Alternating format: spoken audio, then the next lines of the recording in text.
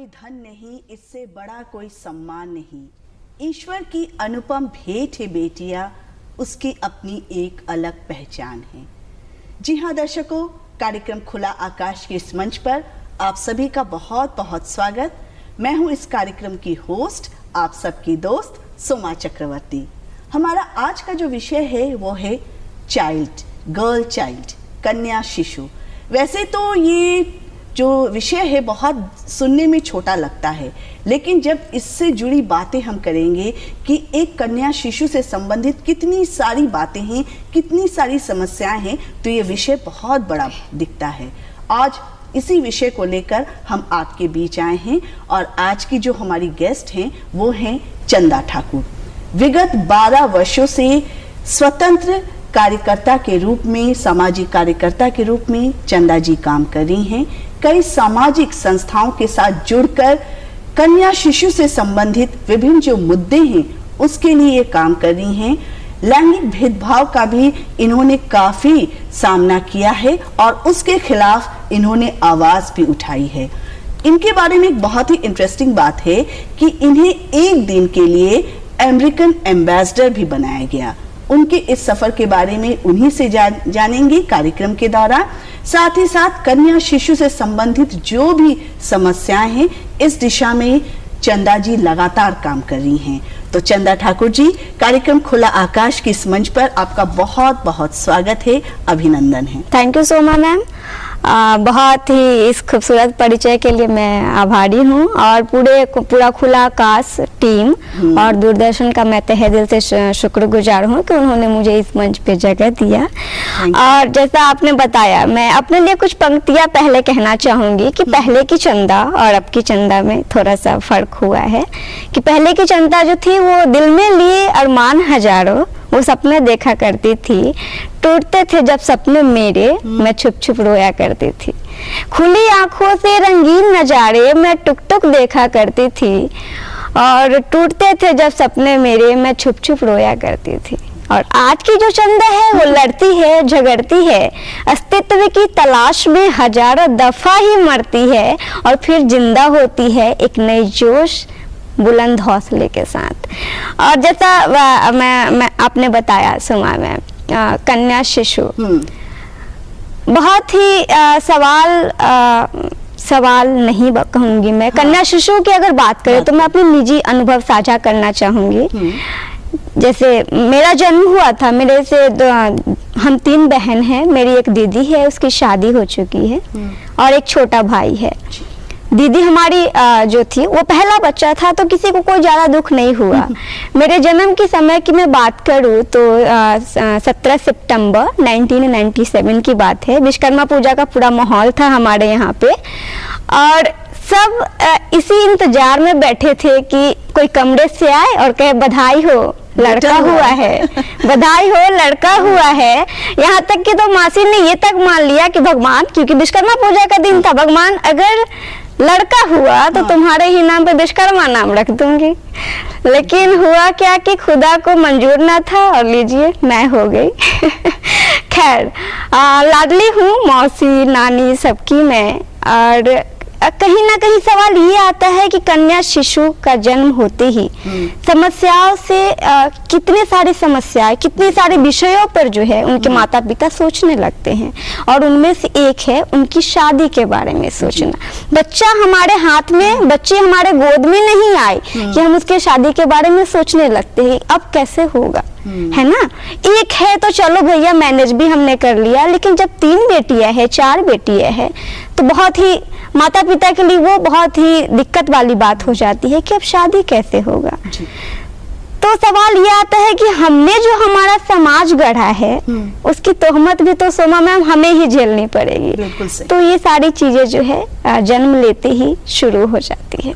लेकिन सचमुच आपने जो अपने बारे में इन खूबसूरत पंक्तियों से अपना परिचय दिया, और भले ही विश्वकर्मा पूजा के दिन आपका जन्म हुआ और आपके घर वालों को अफसोस हुआ कि बेटी हो गई, बेटा नहीं, लेकिन आप किसी बेटे से कम नहीं हैं, क्योंकि इनका काम और इनका समाज के प्रति, लड़कियों के प्रति जो इनका नजरिया है, और देखने में ये बहुत छोटी लग रही हैं लेकिन इनके काम जो है बहुत बड़े बड़े हैं। बातचीत के दौरान और इनसे परिचय से आपको पता चल ही गया होगा दर्शकों।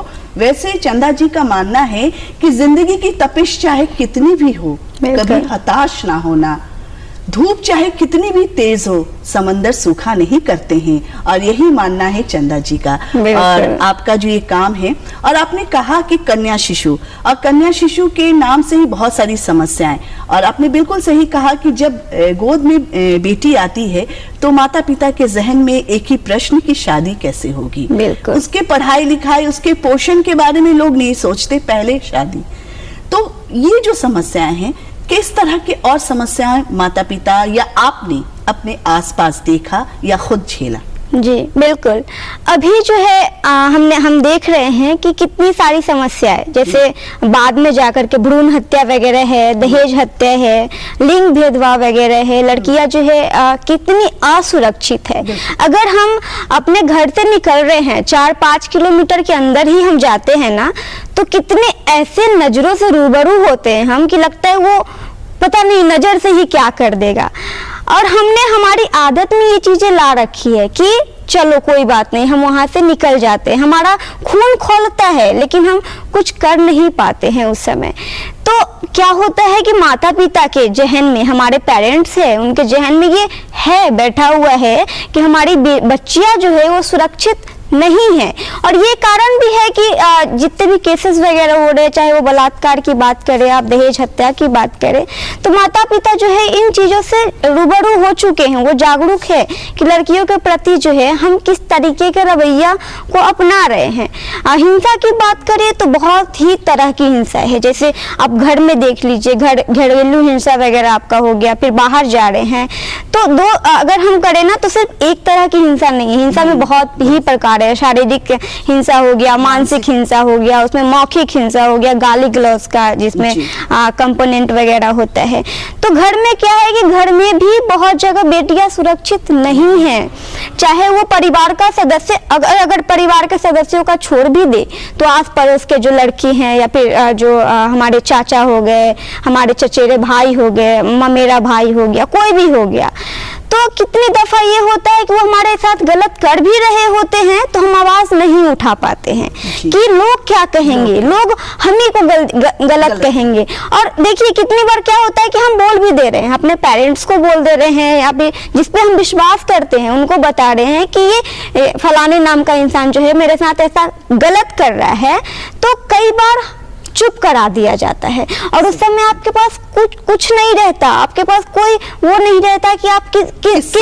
और वही है कि बाद में जाकर के लड़कियां इतनी ज्यादा हतोत्साहित हो जाती हैं कि चाहे वो शिक्षा का बात करें, वो आगे पढ़ना भी नहीं चाहती। बहुत लड़कियां जो है अरुचि दिखाती है, चाहे राजनीतिक जमावड़ा हो, सार्वजनिक सभाएं हो, वो नहीं जाना चाहती है। स्कूल्स वगैरह में बहुत सारे केसेज हमने देखे हैं कि टीचर्स के तरफ से बहुत हो रहा है उनके साथ, लड़कियों के साथ शारीरिक हिंसा वगैरह।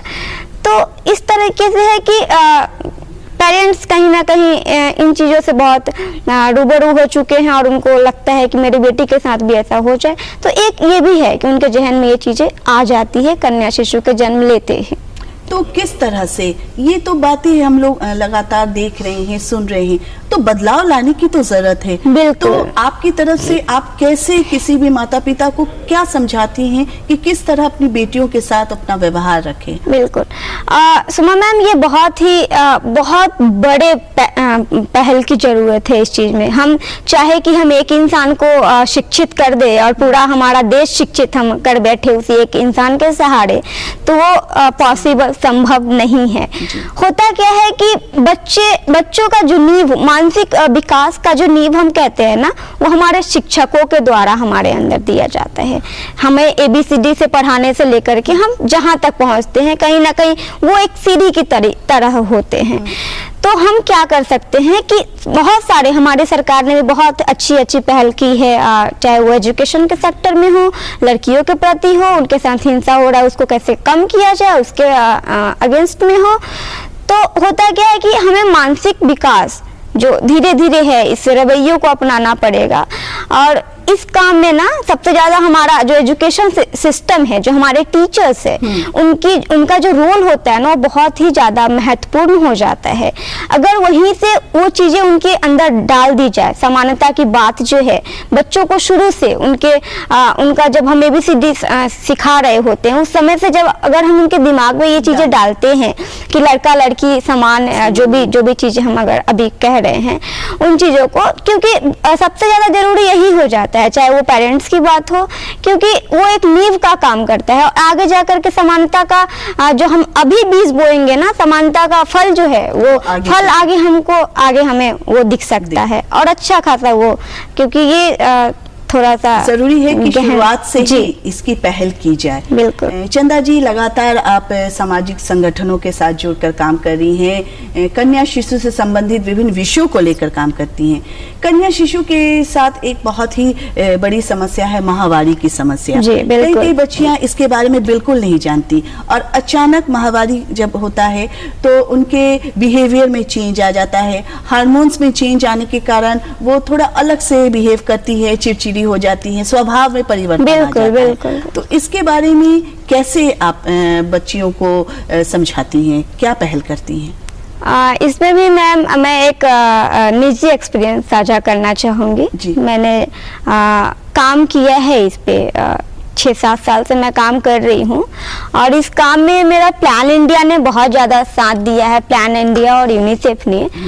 मैं बहुत बीमार रहती थी और डॉक्टर्स वगैरह ने कह दिया था कि ज़्यादा दिन बचेगी नहीं, तो लेकिन हुआ क्या कि मैं ठीक हो गई, और उसके कुछ समय बाद ही, 6 महीने 7 महीने बाद ही मेरा फर्स्ट पीरियड शुरू हुआ, और मुझे बिल्कुल नहीं मालूम था उसके बारे में, मुझे 1% भी पहले से नहीं मालूम था कि ये चीज़ें होती हैं लड़कियों के साथ, और ये बहुत ही नेचुरल है।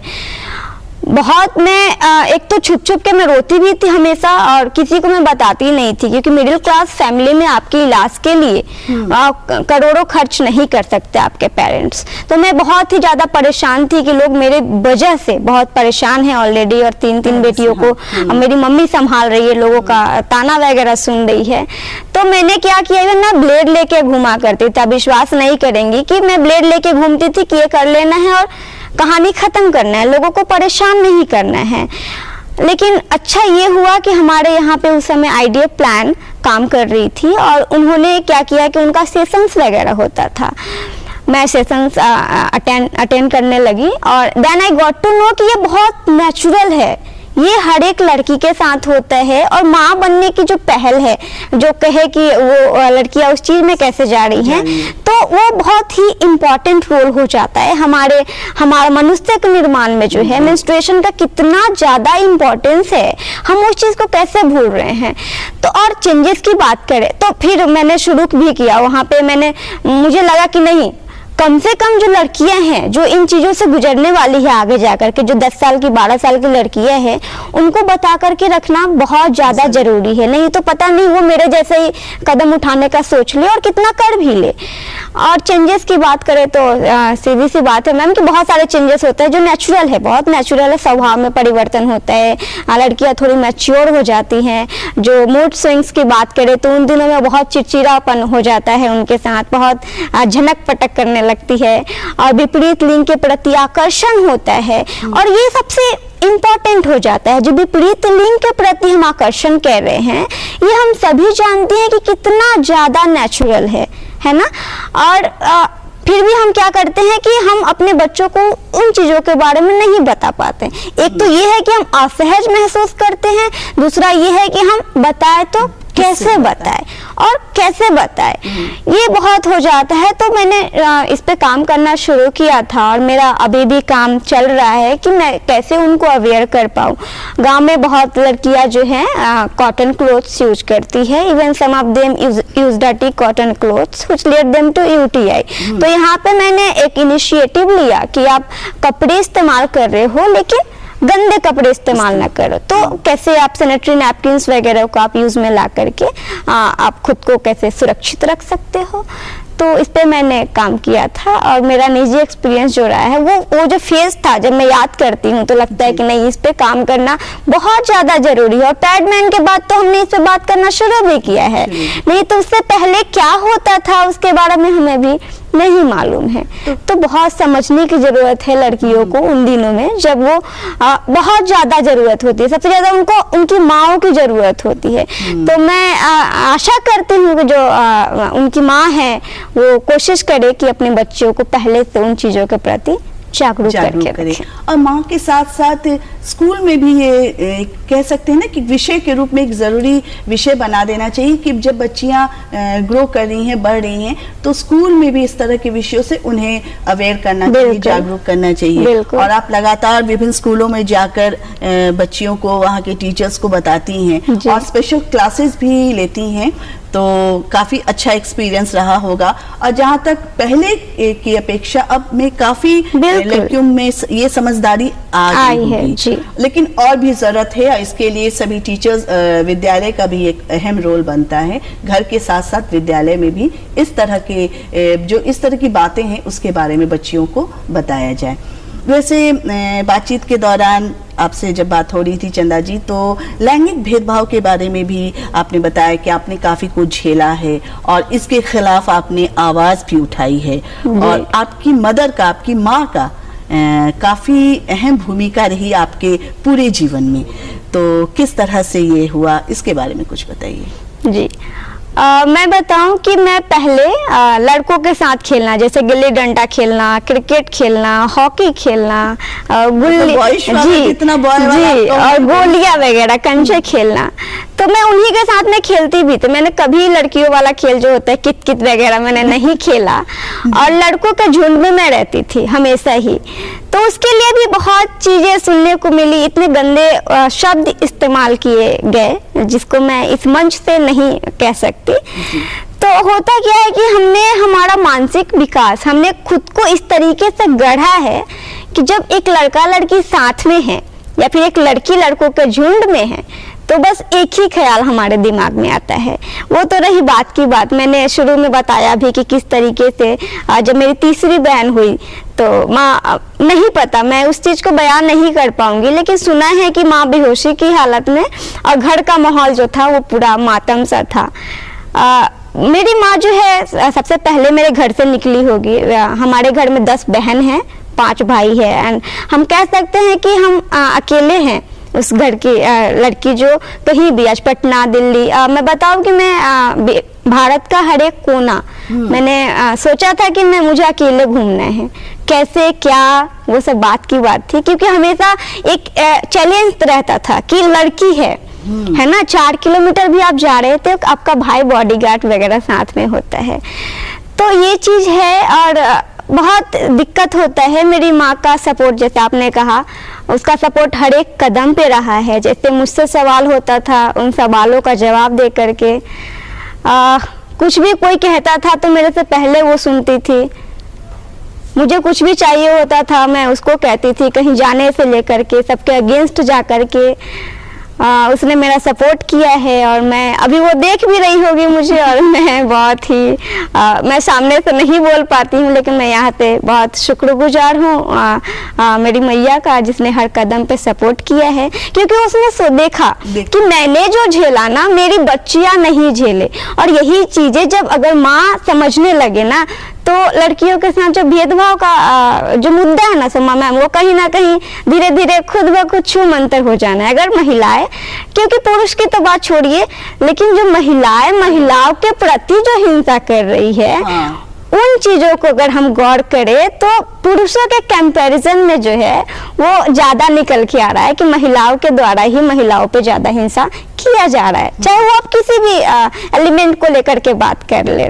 तो जी, ऐसा कुछ रहा है। ये तो अच्छी बात है। और कहा जाता है कि अगर माँ का सपोर्ट है, और जैसा कि चंदा जी को अपनी माँ का सपोर्ट मिला, और घर में अगर माँ अपनी बेटी के साथ सही रूप से उसे समझकर, उसके साथ बिना कोई भेदभाव से, उसे प्यार से हर बात को समझाएंगी, तो कोई भी कन्या शिशु घर में अपने आप को सुरक्षित ही महसूस करेंगी।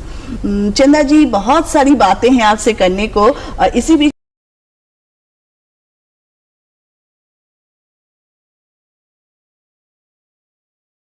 मैं कहना चाहूंगी कि अभी आपने कहा कि पूरे देश भर में आपने भ्रमण किया है, करती भी हैं और विभिन्न सामाजिक मुद्दों को लेकर काम कर रही हैं। जी। तो कई जगह आपको जाना हुआ। वैसे तो हम कहते हैं अपने आप को कि हम लोग जागरूक हैं। बिल्कुल। तो क्या सही मायने में हम लोग जागरूक हैं? क्योंकि आज भी अगर हम लोग गांव में जाते हैं तो शहर के बनिस्बत गांव में अभी भी मानसिकता वही है। बिल्कुल। लड़का लड़की में अभी भी वो भेदभाव है।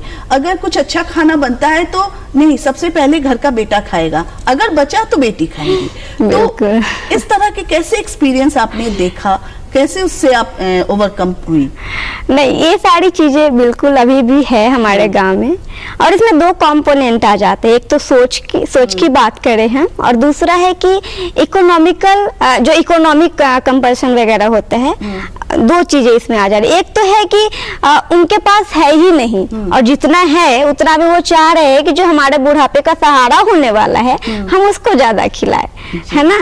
तो ये हो जा रहा है कि उनके पास है ही नहीं। दूसरा ये है कि हमारे पास है लेकिन फिर भी हम वहाँ पे थोड़ा सा कर दे रहे हैं कि नहीं, एक ग्लास दूध है तो पूरा का पूरा हम अपने बेटे को ही दिए जा रहे हैं। तो ये चीजें अभी भी गांव में पर्याप्त है। विटामिन वगैरह की बहुत सारे, मैं प्रोडक्ट का नाम नहीं लेना चाहूंगी, लेकिन है कि स्पेशली आता है वो। मेरे घर में भी होता था कि स्पेशली आ रहा है, वो लड़कियों के लिए अलग से आपको नहीं मिलेगा, जनरली नहीं मिलता है। दूध भी लिया जा रहा है या फिर बहुत सारी चीजें हैं। तो ऐसा है, मानसिकता धीरे धीरे बदल रही है और शायद बदलेंगी आने वाले कल में, और वो हमारे पे डिपेंड करता है कि हम उन चीजों को किस तरीके से, किस नजरिए से बदलने का प्रयास करते हैं। जरूरी है कि मानसिकता और नजरिया को बदलने की, और बदलाव आ रहा है, ये एक अच्छी बात है, और भी बदलाव की आवश्यकता है। और आप जैसे अगर सामाजिक कार्यकर्ता यूं ही निरंतर पूरे देश भर में गांव-गांव जाकर अगर काम करेंगी, लोगों को बताएंगी, जागरूक करेंगी, तो निश्चित रूप से हम एक नए बदलाव को देख सकते हैं। बदलाव की बात की तो आपके सामाजिक कार्यों के लिए कई सम्मानों से आपको सम्मानित किया गया है। तो कैसा एक्सपीरियंस रहा, क्या अनुभव रहा आपका? मेरा था कि मुझे काम करना है। मैंने कभी सोचा नहीं कि अवार्ड्स वगैरह, सम्मान वगैरह, ये सब कुछ, लेकिन मैं काम करते गई। और कहूँ कि जब आपको सम्मान मिलता है तो आप जो काम कर रहे हैं उस काम करने में और आपको प्रेरणा मिलती है कि आप उस काम को और कितने अच्छे तरीके से करो। तो मैं बताऊं कि गर्ल चेंज मेकर अवार्ड मुझे प्लान इंडिया के द्वारा 2018 में दिया गया था, और उसी दिन मैंने अमेरिकन एम्बेसी को टेक ओवर किया था। मैंने पूरा एक दिन के लिए मैं, और प्लान इंडिया ने इसमें बहुत ज़्यादा मेरा सपोर्ट किया है। दूसरा है कि यूथ चेंज मेकर अवार्ड मुझे अशोका इंडिया के द्वारा मिला था, और बेटी बचाओ बेटी पढ़ाओ अवार्ड, अपराजिता अवार्ड, बिहार रत्न सम्मान मानव अधिकार के द्वारा। तो ऐसे कुछ सम्मान है, और मैं बहुत आभारी हूँ उन संस्थाओं का जिन्होंने मुझे इस काबिल समझा और मेरे काम को सराहा, और मैं उस काम को कितने और अच्छे तरीके से करूँ उसमें मेरी मदद की। जी, आपको इसी तरह सम्मान मिलता रहे, क्योंकि आप काम भी ऐसा कर रही हैं। और देखिए, सम्मान तो एक अलग बात है, जो काम करके खुद को संतोष मिले, सेटिस्फैक्शन मिले, वही सबसे बड़ा सम्मान होता है। और आपको जो चाहती हैं आप वही काम कर रही हैं, और इससे बड़ा संतोष आपको नहीं मिलेगा। आप चाइल्ड मैरिज पर भी कई काम किए हैं आपने, और बातचीत के दौरान पता चला था कि आपने कई ऐसी शादियों को भी रोका है। तो इसके बारे में थोड़ा सा बताइए। हाँ, शादियां जो है अभी भी गांव में, शहर की बात छोड़ दे तो गांव में जो है अभी भी हो जा रही है शादियां। हमने कम उम्र में शादी हो जा रही है। तो बहुत मुश्किल से एक बार हुआ कि पूरा गांव एक जगह जमा हो गया, और हम लोगों का सरवर फूटने जैसा था। बाल बचे थे हम लोग, फिर भी कोशिश किया हमने, और हमने उस शादी को रोका भी था। बहुत ही दिक्कत हो जाता है लड़कियों के लिए, स्पेशली वो 8 क्लास में गई, 9th में गई, और उनकी शादी की बात चलने लगी। कितनी दफा ऐसा होता है ना कि हमारे साथ हिंसा हो रहा है, लेकिन हम समझ नहीं पाते हैं कि हमारे साथ हिंसा भी हो रहा है। हम उस चीज को किसी और तरीके से देख रहे हैं, हमें रोका टोका जा रहा है तो उसको भी हम हिंसा का रूप नहीं मान रहे। हम हिंसा के, मेरा भाई है वो शादी वादी में जा रहा है, तो और मेरी मान लीजिए कि मेरे दोस्त की शादी है, मैं नहीं जा पा रही हूँ, लेकिन यहाँ भी हम ये नहीं समझ पा रहे हैं कि हमारे साथ भेदभाव किया जा रहा है। तो हाँ, विद द सपोर्ट ऑफ बहुत सारे ऑर्गेनाइजेशन के सपोर्ट से हम लोगों ने बहुत सारी शादियों को भी रोका है, बाल विवाह को, मैं कहूँ शादियों को नहीं, बाल विवाह जी। और मेरी कोशिश भी है कि मैं आगे इन मुद्दों पर काम करते रहूं, क्योंकि बहुत ही ज्यादा जरूरत है। जहां से मैं आती हूँ, मैं कुछ पंक्तियां कहना चाहूंगी कि मैं आती हूँ उस जगह से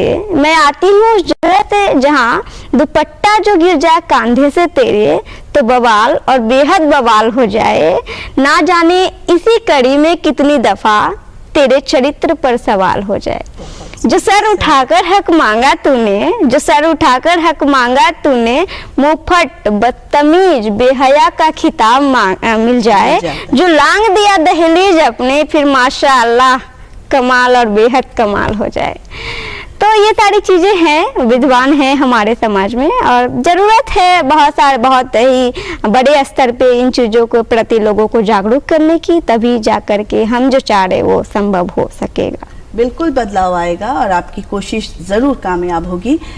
चंदा जी, अभी बातचीत के दौरान आपने भी कहा कि आपको एक दिन के लिए अमेरिकन एम्बेसडर बनाया गया, तो ये सफर कैसे हुआ? जी, मैं बताऊं कि प्लान इंडिया के सपोर्ट से और बहुत बिहार से कुछ लड़कियों का सिलेक्शन होना था, मैं भी उनमें से एक थी। और मैं बताऊं कि जिस गांव की लड़कियां है ना कि 4-5 किलोमीटर अकेले कहीं नहीं जा पा रही हैं, उस गांव की लड़की एक दिन के लिए अमेरिकन एम्बेसी को टेक ओवर कर रही है, एक दिन के लिए अमेरिका की राजदूत बन रही है, तो इससे अपने आप में ये एक बहुत बड़ा बदलाव था। और मैं चाहती हूँ कि मेरे जैसी चंदा जो है मेरे गांव से बहुत सारी निकले, क्योंकि बदलाव मैंने देखा है। और बदलाव किस सेंस में मैं बताऊं कि हम पिछले 10 साल पीछे जाए कंपैरिजन करें तो उस समय सारी लड़कियां स्कूल नहीं जाती थी। अब ये है कि सब स्कूल जा रही है लेकिन स्कूल से घर आ रही है, घर से फिर स्कूल जा रही है, स्कूल, और उसके बाद फिर होता है कि मायके से ससुराल जा रही है और ससुराल से मायके जा रही है। तो इन्हीं 2 जगहों का सफर करते करते जो है कितनों की जिंदगियां जो है जिंदगी का सफर जो है वो खत्म हो जाया करता है। जी, तो मैं चलते चलते चाहूंगी कि आप हमारे दर्शकों को कुछ संदेश जरूर दीजिए। जी, मैं चाहूंगी, मेरा संदेश महिलाओं से, उनकी माओ से है, लड़कियों की माओ से है कि आप समझने की कोशिश करें अपनी बेटियों को। और मैं लड़कियों के लिए कहना चाहूंगी, अस्तित्व की तलाश में उठा ले बाजार तू, एक बार कर दे वार तू, एक बार कर दे वार तू। बहुत सुंदर, एक बार कर ले वार तू। जरूरत है खुद को पहचानने की और जो भी आपके साथ हो रहा है उसके खिलाफ आवाज उठाने की। चंदा जी, आप हमारे खुला आकाश के इस मंच पर आए, हमारे दर्शकों से, हमारी महिलाओं से, हमारी बच्चियों से इतनी अच्छी अच्छी बातें कही। तो आप इसी तरह हमारा कार्यक्रम देखते रहिए। उम्मीद है आपको हमारा आज का ये अंक अच्छा लगा होगा। अगर अच्छा लगा है तो जल्दी से नोट कीजिए पता और अपनी प्रतिक्रिया हमें इस पते पर भेज दीजिए। हमारा पता है कार्यक्रम खुला आकाश, द्वारा निदेशक डीडी बिहार, दूरदर्शन केंद्र पटना, फ्रेजर रोड पटना 8000001, और हमारा ईमेल आईडी है directorddkpatna@gmail.com। आप इसी तरह जुड़े रहिए, लेकिन कोरोना अभी गया नहीं है, इसीलिए सुरक्षित रहना बहुत जरूरी है। मास्क जरूर लगाइए, 2 गज की दूरी का पालन कीजिए और अपने हाथों को सैनिटाइज करते रहिए। आज के लिए बस इतना, दीजिए मुझे इजाजत, नमस्कार।